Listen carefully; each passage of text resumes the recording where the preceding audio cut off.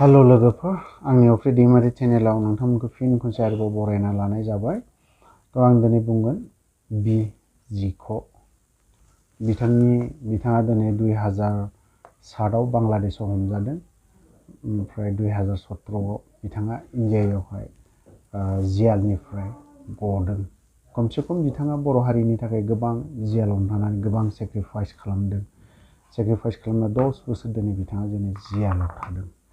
बिनि उनावहाय फैबाय आफादा ग्रोब आफादजों थाफिनबाय आरडिफेक्सनाव।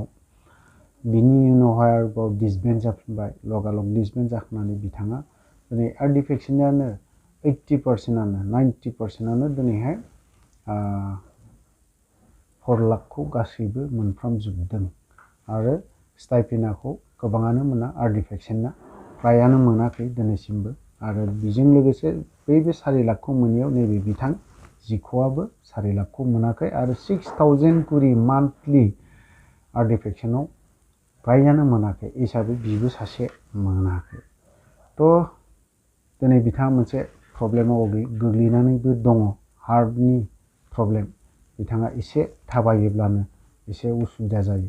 थ' नोंथांमोना आं दाखालि मोननै चेनेलाव बुंदोंमोन, बिथां एमजे एनिथिं आरो सोमदोन बरगयारि बिथांमोननि जेसेबां साबस्क्राइबारफोर दं आरो आंनि जेसेबां साबस्क्राइबारफोर दं नोंथांमोनखौ रोजा रोजा साबायखर होयो।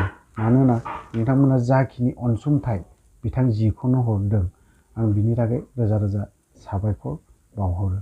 आरो दा ओरैबायदि जाबावदों, बिथांनिया दा जाखिनि मुलि बायनानै जादों, बिजों जानानै एसेब्लाबो इमप्रुभ जानानै दङ।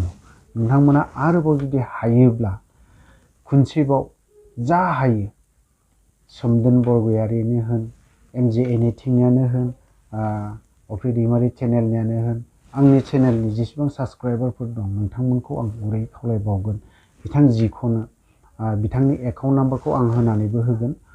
बे एकाउन्ट नाम्बाराव नोंथांमोना जाखिनि अनसुंथाइ होनो हायो, जाखिनि हरनो हायो, नोंथांमोना अननानै हरोब्ला जोबोद मोजां मोनगौमोन आरो जोबोद गोजोननाय थागौमोन। थ' दिनैहाय बिथाङा बर' हारिनि थाखाय गोबां सेक्रिफाइस खालामना फैनानै दिनैहाय बे 4 लाखखौबो मोनाखै। गोबां दुखुनांथाव, दिनै न'आवबो नांगौ बायदि गैया, नांगौ बायदि ट्रिटमेन्टबो खालामनो हायाखै। माने जाखिनि मुलि जादों बायनानै, नोंथांमोननि जाखिनि अनसुंथाइ हरनाय, बेजोंनो जानानै बिथाङा एसेब्लाबो देहाखौ आवगोलनिख्रुइबो गोबां मोजां साबसिन मोनदों आरोखि। दा बे मुलिखौ जानांगौब्ला बिथांना मास मोनथाम कर्स, दाथ' मास मोनसेनि कर्सखौ इउज खालामगासिनो दङ। बिथांमोना आरोबाव दा खनसेयावनो बिथाङा बुंबाय थादों मास मोननैनि मोनबावोबा साबसिन जागौमोन, अब्लाना आं बिनि उनाव थागरसिन मोजांसिन जागोन होननानै गाव आसा खालामदों। थ' नोंथांमोनाबो आं स्क्रिनाव बिथांनि जाखिनि मुलि बायना जानाय, बे मुलिखौ आं स्क्रिनाव होनानै होगासिनो दङ, एकाउन्ट नाम्बारखौबो होगासिनो दङ। नोंथांमोना बे जिख'नि नामाव बे बिथां एक्स एनडिएफबि आरडिफेक्सननि बिथांनो जा अनसुंथाइ हरनांगौ बे एकाउन्टआव सोनानै हरनो हागोन। आरो बे जिखौ बिथांनि फंबायनि बिनि फन नाम्बारखौबो होनानै होगोन। जि एकाउन्ट नाम्बार होगोन, बे एकाउन्टआ जिखौ असे फंबायनिनो एकाउन्ट नाम्बार, बे एकाउन्टआव सोना होब्लानो बिथाङा बेखौ मोनगोन। गावहा निजास' मोनसे एकाउन्ट दङमोन, बे एकाउन्टआ माबा मोनसे एसे उसुबिदानि थाखाय बिनि एकाउन्टआबो दिनैसिमबो बेंकआव थांनानै मोजां खामानि मावना लानो हायाखै, बे देहा उसुबिदानि थाखायनो। 5 मिनिटसो थाबायब्लानो बिथाङा एसे देहा प्रब्लेम जायो, गुबुंले जायो, नुवा, माने गोग्लैनो नागिरो, बेफोरबायदि अबस्था। थ' अननानै